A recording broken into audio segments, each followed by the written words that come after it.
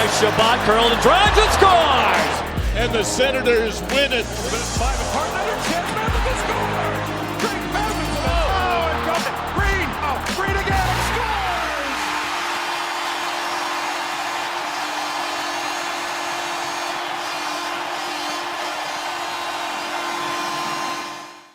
Welcome to Sens Talk. My name is Brandon, and I'm your host. Now, before we get started, please follow us on Twitter at SensTalk_, and on Instagram at SensTalk. Now, last night, the Ottawa Senators took on the Calgary Flames, but before we get that, a few things. Firstly, go to the link in the description below and order your Sens Talk shotgun tool today. We've sold out 3 times. We made a 4th bunch for you guys, so thank you all for the support.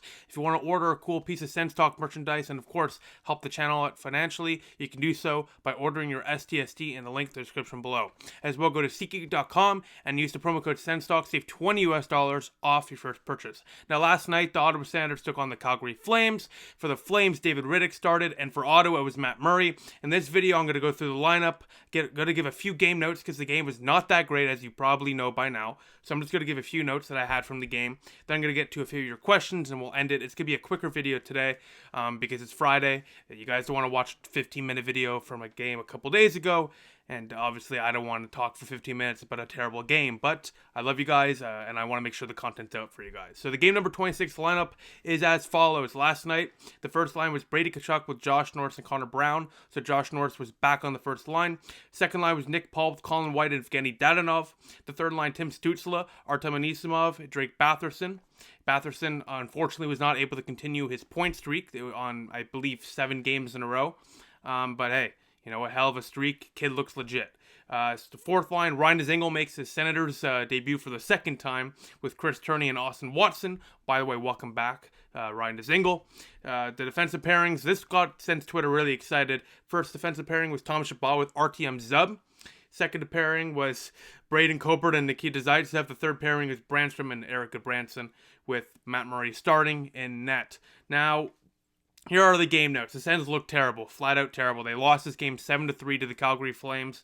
They let the Flames walk in on them multiple times. Just look at that third goal on Matt Murray as an example of what the Senators were doing throughout the night. Tim Stützle turned over the puck multiple times in the neutral zone. They just look terrible. And, you know, on the road, the team plays much differently than they do at home, which of course makes sense. You get to control certain elements of the game when you're at home. You know, it's more comfortable at home and makes sense. But it is unfortunate that this trend is continuing, that on the road the Senators are terrible. Now, a bright light on a terrible night for the Senators was last night on the fourth line. Ryan Dzingel brought energy that the Sens have not seen on the fourth line all season. He was the best forward on the team by far, getting his first goal with the Senators since, since a few years ago.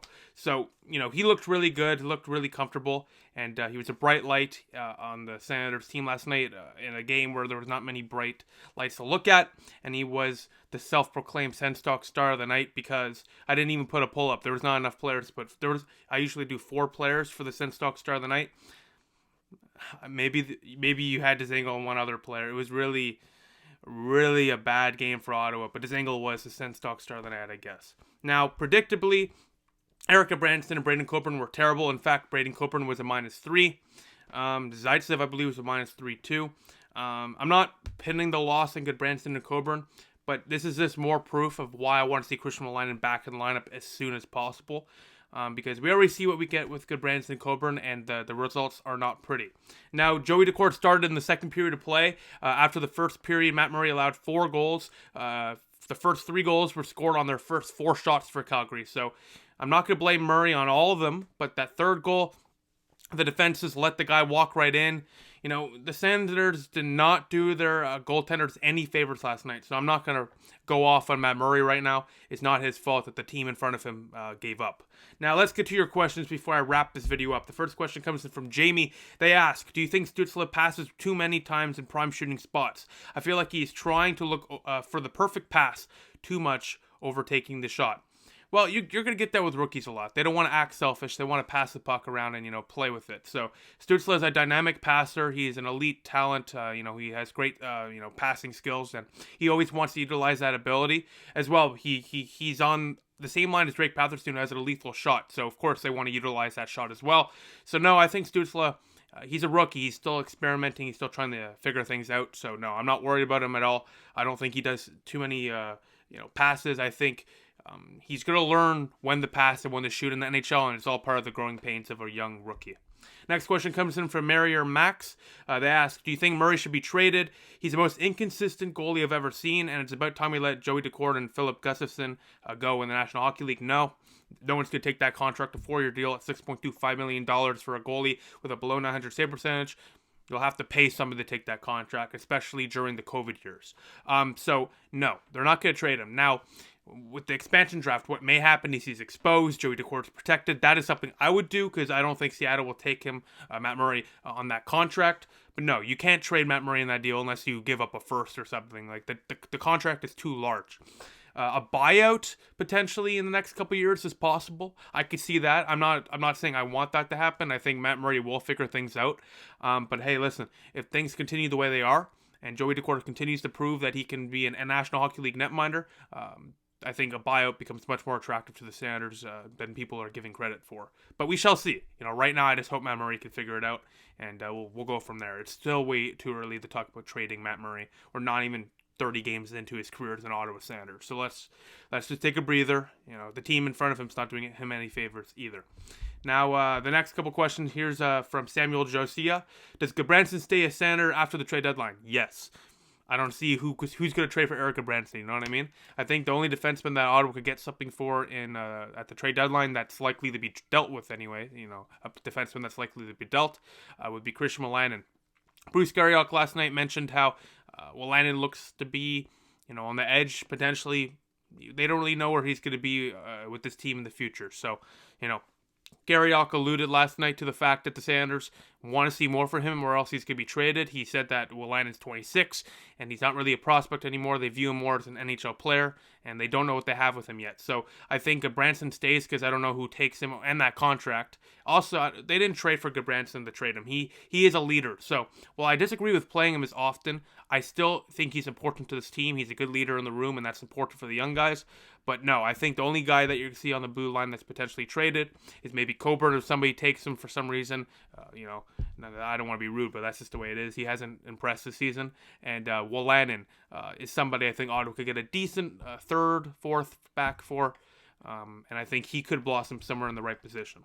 Now, the final question comes in from Michael Penentel. They ask, at what point does DJ Smith get held accountable for some of these line decisions? Ask the media. It's very simple, If I was in the media room right now, I would be asking my colleagues, why are we not harder on the coach? There's only so much the coach can do, and that obviously comes from the fact that Pierre Dorion assembled this team. But there are some head-scratcher decisions, such as Wolanin being scratched for Coburn, such as Branson being scratched for Gudbranson and Coburn. There's some questionable decisions that DJ Smith has made. So yeah, I think he should be held accountable. But you also need to look at the overall scheme of things. The pro scouting has been terrible for years in Ottawa. Pierre Dorion hasn't exactly assembled a stellar veteran core to help these youngsters. So it goes hand in hand. Yes, DJ Smith is at fault for some things, but Pierre Dorion as well needs to be included in that conversation. And I think in a much more tame approach to things that is very rare for me. I'm going to be very tame here, and I got to be honest. It's not all on DJ Smith. We also need to hold Pierre Dorion accountable as well. Now, the next Sens game is on Sunday at 9:30 p.m. Eastern Time versus the Calgary Flames. So that video will be out on Monday. I'm not going to post a video at like 12:30, 1 o'clock in the morning. No one's going to watch that. I want to sleep and have a regular sleep schedule. So we'll have that video on a Monday. But besides that, thank you all for watching. I appreciate the support as always. Thank you. So be sure to follow us on Twitter at SensTalk_.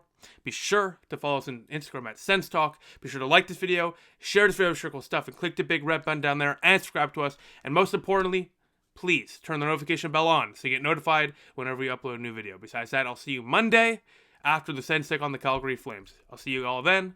Go Sens go.